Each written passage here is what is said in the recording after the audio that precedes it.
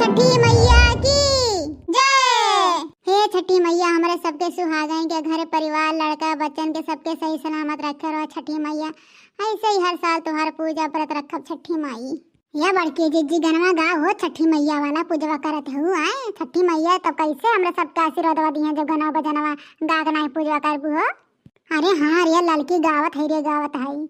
आवा हो मैया मोरी आवा छठी मैया आवा ही मैया मोरी आवा छठी मैया पूजा तोहार कैला बानी ये छठी मैया आवा मोरे अंगने पूजा तोहार कैला बानी ये छठी मैया मोरे अंगने गन्ना चढ़ौली मैया नारियल चढ़ौली मेवा के भोग लगौली ये छठी मैया आव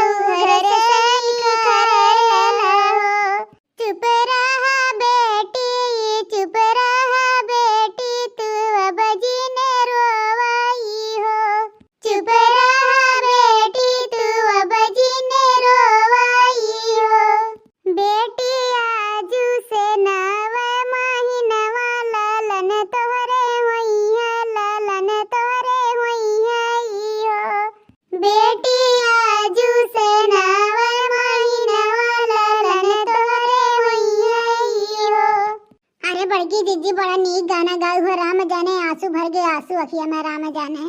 बोलो बोलो छठी मैया की जय। भैया बाबू लोग हमारे छठी मैया वाला पूजा कैसे अच्छा लाग हो तो वीडियो लाइक कर दिया, शेयर सब्सक्राइब कर दिया। ऐसे ही रोज मस्त मस्त वीडियो आप सबके पास लेके आए, ठीक है।